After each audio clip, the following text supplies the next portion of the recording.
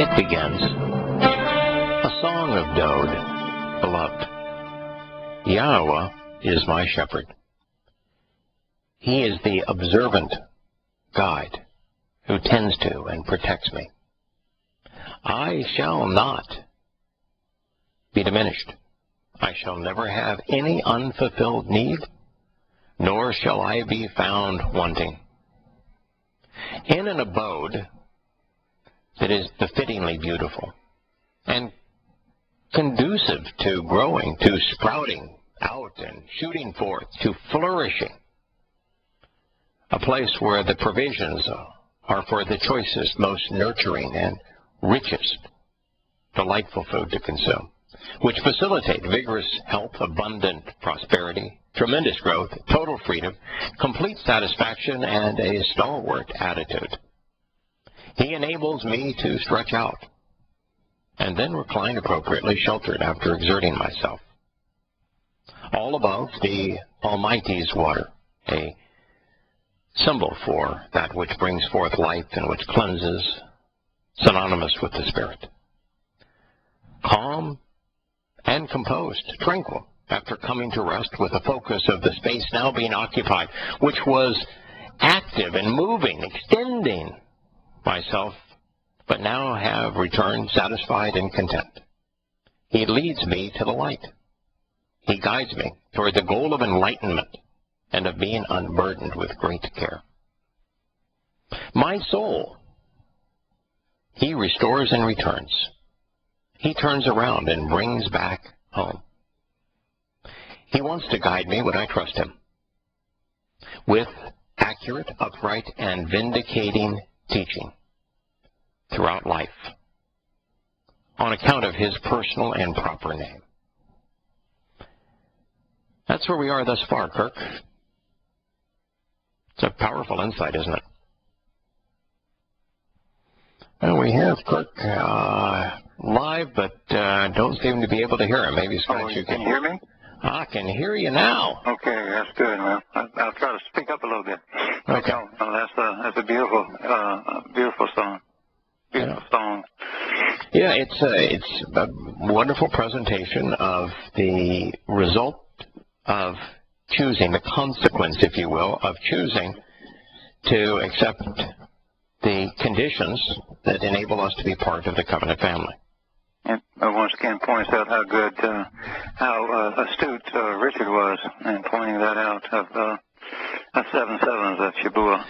Yeah, what was pointed out, and I think it was actually Chuck that sent me this email. Yeah, that Chuck said that, isn't there a correlation between the 22nd and 23rd Psalm? Because this was the beginning of the 23rd Psalm. And what he's talking about is being empowered, being drawn to the light, which is empowering, is enlightening. He's talking about being enriched with what Yahowah is providing through these experiences that he is sharing with Yahowah, by Yahowah guiding him. So this is all being enriched with Yahowah's teaching and empowered by His Spirit as we're drawn to the light. And that is the exact depiction of the benefits of Shabuah. When you look at what we gain on the 4th of the Moed Mikra, Shabuah, these are exactly the benefits: enriched, empowered, enlightened.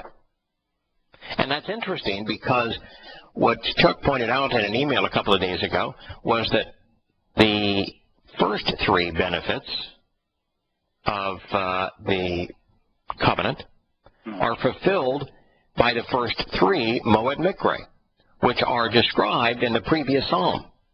So these really aren't separate psalms. One flows from the other. The previous one is an eyewitness account of exactly how Pesach, Matzah, and Bikurim would be fulfilled. And Pesach makes us immortal. Matzah makes us perfect.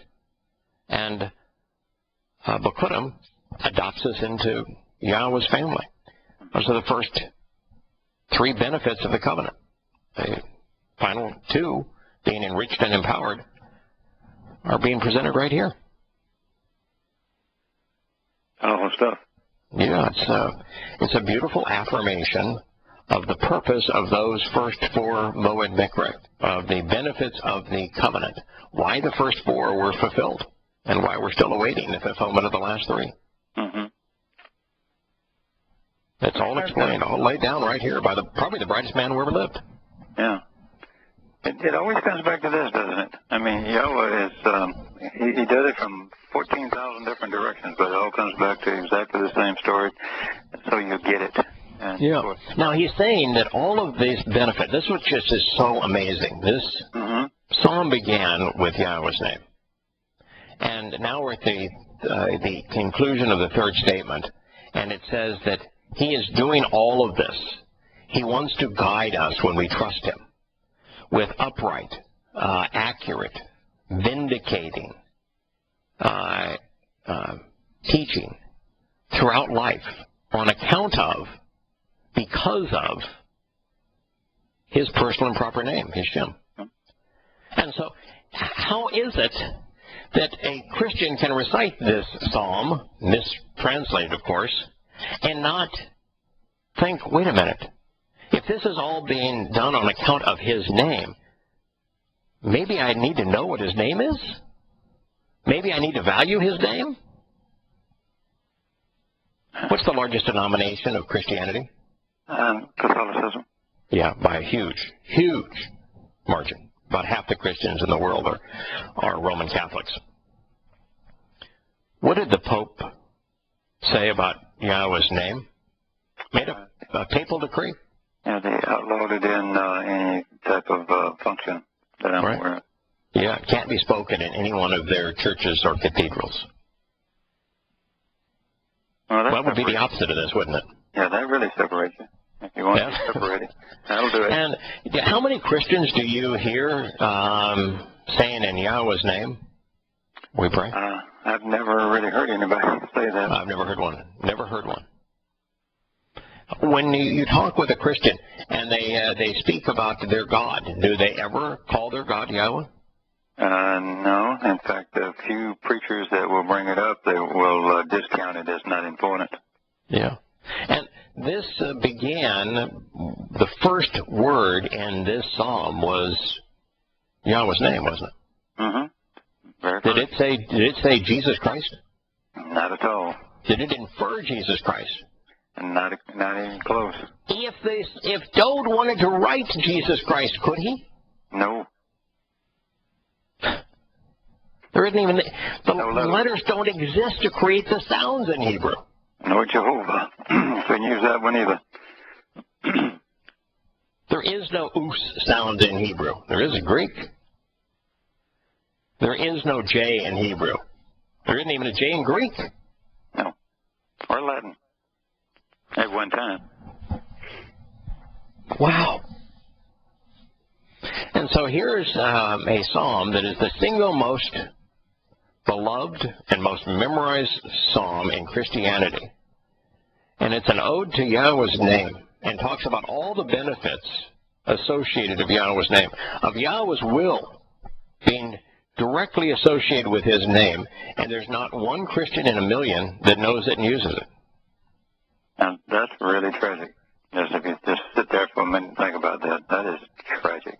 A complete disconnect between Christians logically and their faith. Boy. Yeah. Who is God? Is God Jesus Christ? No. No. And the one they claim he was, he didn't even say that. No. If anything, he said the opposite. Yeah. Yahowah said, Yosha said, and Yosha is simply a diminished manifestation of Yahowah saving us. He said, the Father is greater than I. Why are you looking to me? Why not consider the Father? And every question he answered by, what does it say in the Torah? Yeah. What does it say in the Torah? Go read the Torah. No, that's Yahowah's communication to us. It is pathetic that they not only have turned a man into a god, but they don't even know his name. If they knew his name, they wouldn't have done that. It was required that they change his name, because if they actually referred to him as Yahusha, then it would be too obvious that he came in his Father's name and was representing Yahowah. Mm-hmm. That's what he said. And by the way, when he said, my God, why have you forsaken me? And they all know he said that. Oh, yeah. Then why is it, by the way, when he said that, my God, why have you forsaken me, that they think their God died? When the man that they want to claim as God said that there was no association between he and God anymore, and he said that before he died. Mm-hmm. So then how is it possible that God died for their sins? You're using logic again, you know. Oh, I mean, and faith is the antithesis of logic, right? Mm-hmm. And you're questioning, you're too many questions. So for faith to survive, reason has to be rejected. Has to be, yeah. Totally agree. By the way, my God, why have you forsaken me? Which he spoke. What was he reciting something, or was he really asking a question, or was he reciting something? When Yahowah or something. When Yahowah said on the upright pole before his body died, and he said, my God, why have you forsaken me? When he said that, was he asking a question, or was he reciting a passage? No, he knew what was happening. He was reciting a passage. He's God, after all. At least he was up to that point. So he was not asking a question. No. Do you know where that line appears? Not exactly. I know I've read it, but I can't remember. It's the opening line to the 22nd Psalm. Oh, is it? Oh, okay. Well, down. So does that reinforce something? There's the connect right there. Does it reinforce something that we just said, that what happened on Pesach, Matzah, and Bakurim is explained in the 22nd Psalm, and the benefits of Shavuah, the promise of the Shabbat, the fourth of the Moed Mikri, is explained in the 23rd. Very good. Very good, yeah. So was Yosha telling him, you want to know about this stuff? Turn to the 22nd Psalm. Look what Dode wrote about what I'm doing here. Wow. Do you think there's a rational Christian out there? Or would they cease to be a Christian if they were to consider these things? Probably the latter. Yeah, if you're a Christian, call in and challenge us on this. Challenge God. See if it works for you. You okay with a little detour, since there's this obvious connection? And Yosha pointed us to it when he said, my God, why have you forsaken me? I told you that it was the opening line of the 22nd Psalm. Let me read it to you. My God, mighty one, singular, Eli. My God, Eli, singular. Why, Lama, have you completely and literally forsaken me? Azab. Have you totally abandoned and actually relinquished me? Have you genuinely and absolutely, unquestionably left me, separated from me, and departed from me, damned and deserted me? Call, which means literal and actual, perfect, total and complete. And by the way, it was written in the perfect here, and it was written down in the Christian New Testament as if he spoke Aramaic. Mm-hmm. Whoever wrote it down, whoever heard it, said, I'm hearing this, and I think it is in Aramaic. What is the closest language to the vocabulary and sound of the words where they're so close that if you can understand one, you'll understand the other, where the sounds are almost indistinguishable, the alphabet's almost indistinguishable? What language? And Hebrew. What language is Aramaic? Indistinguishable from Hebrew. Yeah, there's actually one book, a portion of one book in the Torah, Prophets, and Psalms that is partially written in Aramaic. Mm-hmm. And that is Daniel. So Daniel has about 20% of it in Aramaic, 80% in Hebrew. So somebody who was listening to him would have found it almost impossible to differentiate between the two and might have just assumed that he spoke in Aramaic because they were more familiar with Aramaic than they were with Hebrew, because, you know, the Hebrews, the Israelites, weren't around Golgotha. That was an area that typically was surrounded by Romans. I mean, the last thing you wanted to be is a Israelite near the place where Romans crucified the Israelites. But the Romans were there. The Romans would have heard it and said, it must be Aramaic. And so he was citing this passage. And he used the perfect, because I am quite certain, since he wrote the passage, that he inspired the passage, that he knew what the passage said. And so he used the perfect. The perfect, what does it mean? What's the difference between the perfect and the imperfect? It's a done deal, one and done.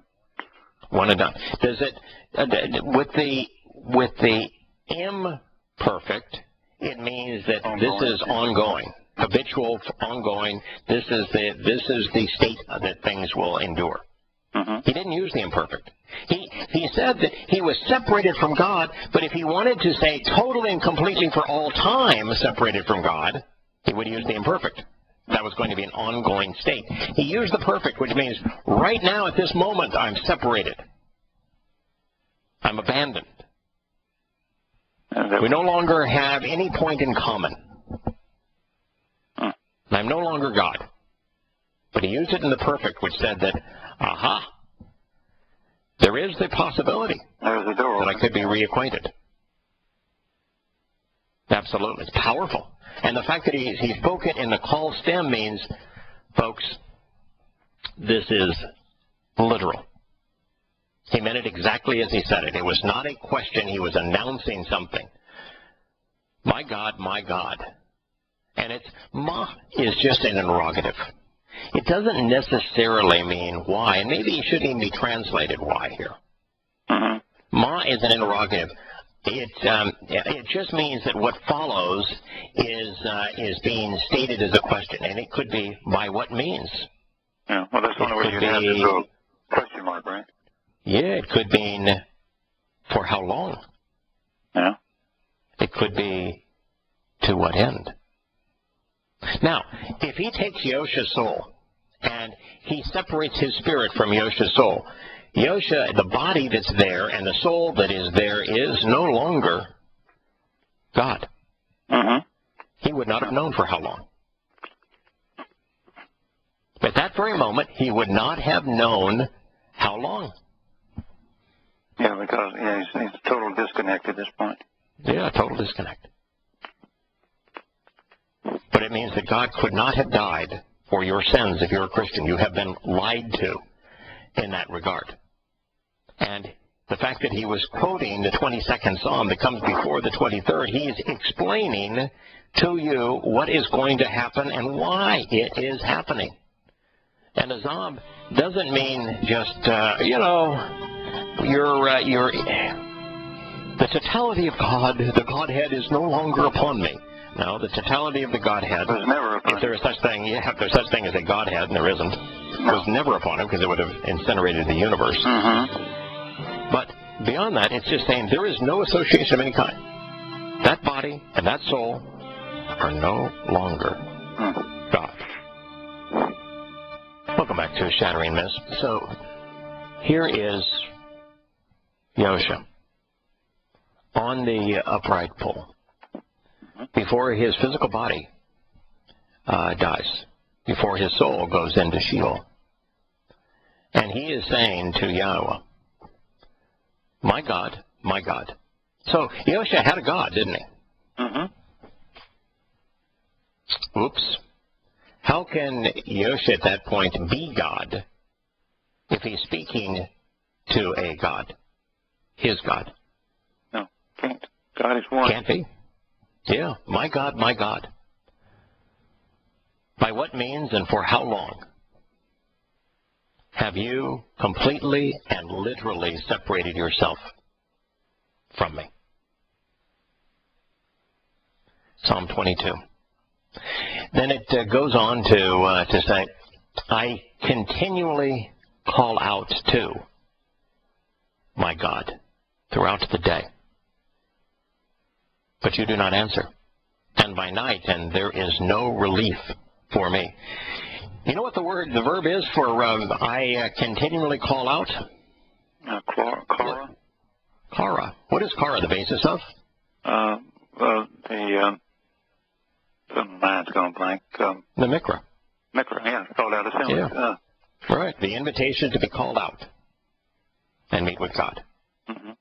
So now he is proclaiming here that, hey, I am on an ongoing basis right now, I am the Mikra. I'm the Mikra. These invitations to meet, the first of which he is right now the Passover lamb, fulfilling Pesach, and in a moment he's going to switch to his soul is going to be the yeast for unyeasted bread. I continually kara, my God, throughout the day. Yeah, go ahead. No, I was going to say the most tragic thing about this, and I know you have some new listeners, is that, you know, we were just talking about his name and Yahweh's name. Yahweh's name, of course, tells the story initially on how, you know, you can see the whole story there in his name. Not every the two people standing up are the two that he founded the covenant with. Right. Paying attention to him, engaged with him, standing on both sides of the empowering and securing addition of the wall as a result of Yahweh reaching down to lift them up. Right. Then you have Yahushua, who says, I came in his name, and there's his name right there in it. The only addition is the he and the shin and the ain, the tooth and the eye. Whereas obviously he's paying the price, you know, he's the price for reconciliation. Can I share something with you on Yosha that I didn't think of until just this very moment? Yes, sir. There were actually three differences between Yahusha and Yahowah. And all three are important. There's two letters that are added, and they're both revealing. But there's only one hey. Because he is now the one and only, who is standing up for us, pointing the way to God. He is the one and only who stood up for us, pointing the way to Yahweh. That's why there's one hey. There's not two. That's pretty good. So he is the hand of God. Yahweh is the very hand of God. That's why the Yod is there.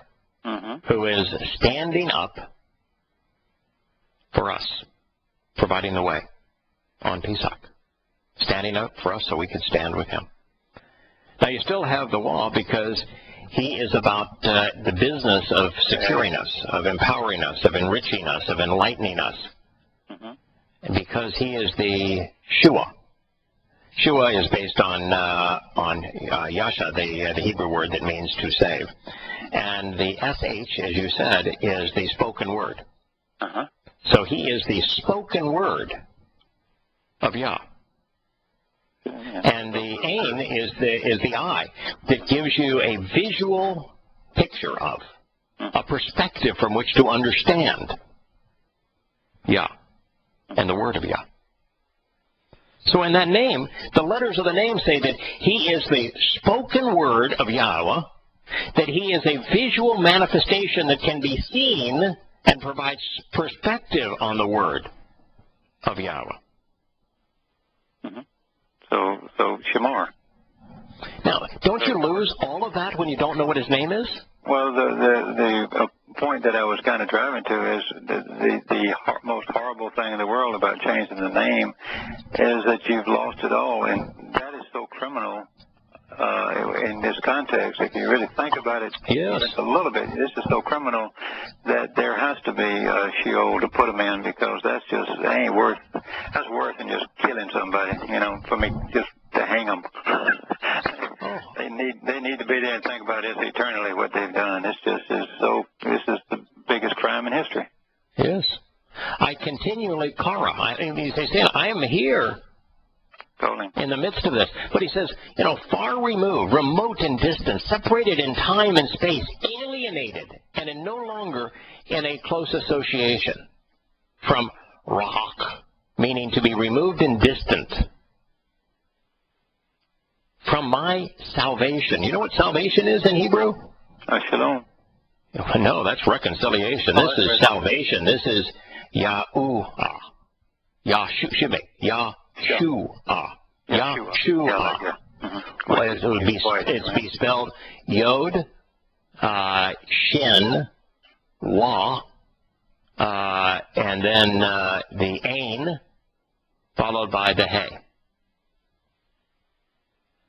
Yahshua. What does Yahshua sound like to you? Is there a name that sounds like Yahowah? There you go. Yeah. And his name is in the statement that he uttered for all to hear. If you went to the psalm that he was reciting, you would see his name. Far away, distanced, separated in space, alienated, and no longer in any kind of an association, removed and distant, far away, is Yahusha. In other words, he is no longer Yahowah. No. He says, are the words debar of my distress. He's the spoken word of Yahowah, and at that point, he's not. Yahowah has no intent of saving that body, that sacrificial lamb. No.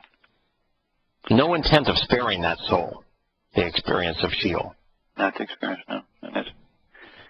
And he named the individual Yeshua. And yet, despicable, perverted, misguided, ignorant, and irrational Christians change that name to Jesus, which doesn't mean squat. Wow. And they say, hey, it doesn't matter. If it doesn't matter, then why are the insights in that name and the letters that comprise the name so profound? Why did he tell you don't change the word? Of Yahowah, standing up for us, to secure us, to enrich us, through his spoken word via the visual manifestation of his testimony. That's what the name means, and they threw it all away, discarded it, spit on it. In fact, if you tell them what the name is, they mock you. Hey, he knows what his name is. He knows who I'm talking to. Yeah. You obviously don't. You obviously don't know who you're talking to when you corrupt his name. Because if you knew, you would know that Yahusha is nothing more than the visual manifestation of Yahowah, the living embodiment of Yahweh's word. That Yahowah in the process of saving us. You can't show any respect for Yahowah, then why the heck would he want you? Correct. He was doing all of this for the sake of his name. Why he was doing it all. Don't recognize it was all based upon his name. And there isn't a Christian, one in a million, that knows his name. There's not one Christian in a million that ties, my God, why have you separated yourself from me? The declaration that they find in the midst of their Christian New Testament with the very psalm that he was quoting that explains exactly what occurred. Now, this is there to be found, and certainly theologians and certain preachers have found it. So are they just possessed, or they just don't believe it, so they don't care? I can't wrap my brain around that. Right. To this day, how it could be this obvious, and not one Christian in a million has it figured out, including those who do the preaching. Mm-hmm. You know, even this. You know, when he acknowledges that he is Kara. He's the fulfillment, and he even told us in the Sermon on the Mount. You know, I came to fulfill. He's announcing here, I am Kara. I'm the basis of the Mikra. That's when he told Shimon Kephesh, you know, that famous line that Christians I can't even say inaccurately translate, because it's not even a translation. You know, upon this rock I'll build my church. Mm-hmm. Right. and there's no word that's even remote. According to church, it is, I will bana my mikra, is what he said, and mikra and ecclesia are conveyed the same thing, but rather than acknowledging that he was saying in Hebrew, I will bana my mikra, and they would have known that's why he used kara here, why he spoke it. They changed it to a pagan concept of a church. Yeah. But he is declaring here what he declared in the Sermon on the Mount. I came to fulfill the mikra. My God, throughout the day, I call out, but you do not answer. You know, the answer here is from ana. That's the word that religious buffoons would tell you means to afflict. Mm-hmm. But they can't translate it afflict here. You know, the day of affliction on Yom Kippurim. Yom Kippurim. Where you have to afflict your soul, because it's the same verb, ana. They don't want to translate it afflict here because he was being afflicted. He was in the process of being afflicted. It's a beautiful way of explaining both sides of ana, that we should realize that ana means to answer. And it means to provide a testimony and a declaration. And that when we do that, then we're not going to be afflicted. So here we realize that answer is answer. Ana means to answer, and therefore when Yahowah 4 times in the Moed Mikra, in the invitations to be called out to meet with him, encourages us to ana, to answer his invitation. That's what he means. He doesn't want us to afflict ourselves. He wants us to answer his invitation and to approach the feminine manifestation of his light. Mm-hmm. And so there's 4 Moed Mikra where that terminology exists, and it's based upon ana. And so here what I think we're seeing is the flip side of ana. It means here to answer, which is exactly how I've translated it in the invitation, because obviously you answer an invitation. Sure. But here Yahowah is being afflicted so that all we have to do is answer the invitation. Right. And because Christians think everything was completed at that point, when it comes, the only people that will be there by Yom Kippurim to answer, and later, when that's fulfilled, because they already think everything is fulfilled and nothing else is necessary, so they don't have to participate in nothing that he said. And that's why there's going to be nothing but the Israelites and Yehudi that will answer the call then. And so right. That's the only people who are going to get renewed. So speaking of ongoing nature, what conjugation do you think was used on the verb kara and on the verb ana, answer? Well, imperfect is ongoing, so perfect, yeah. Both of them were written in the imperfect. That means that the value of what is occurring here is ongoing. That means that it was not completed once and for all. He's going to continue to be the symbol of the mikra. Mm-hmm. And he's going to continue to fulfill them, because, by the way, there are 3 more to be fulfilled. Mm-hmm. It's ongoing. And we're going to celebrate him forever. Yeah. And we're going to be answering his invitation forever. Yeah. And well, when you party some more. And he was Torah observant, right? He was Torah observant. He's on an ongoing basis. Both were in the imperfect. So you do not answer throughout the day. And by night, there is no relief. By night, there is no sound. Total silence. There is no rest or repose for him. So during the day, what happened during the day of Pesach? Pesach is when he was crucified. All right. He's the Passover lamb, where his body gives way. He separates himself from God. He is no longer God. And his physical body dies on Pesach. So during the day, there is no reply. There's no response from God. He lets him. Mm-hmm. He lets the body die. All right. And by the way, that death is ongoing. That death was written in the imperfect, which means that unlike everything else we've considered, like the separation was in the perfect, which means that at a different time then it could be restored. But in this particular situation, it's written in the imperfect, which means that There is going to be no answer ever for his body.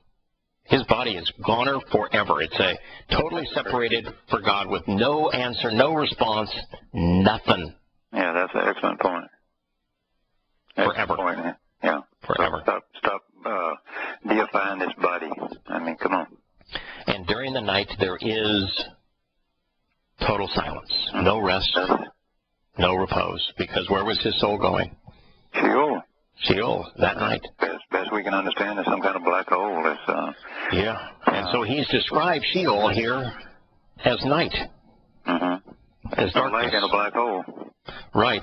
And radio silence from Yahowah.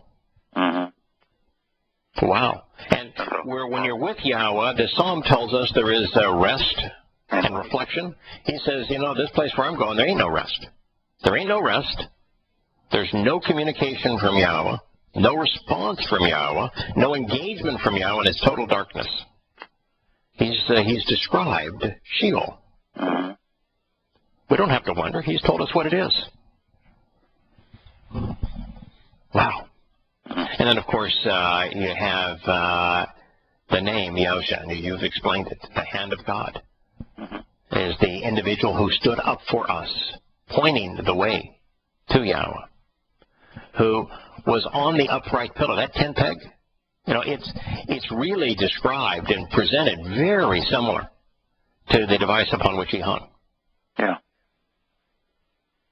The upright pillar. And he is the upright pillar of the tabernacle. That's what he's showing. The very word of Yahowah. The visual manifestation of Yahowah. Yod, Hey, Wah, Shin, Hey. Well, if there was ever a time, Kirk, where your artistic insight into the name speaks louder than words, this is the time.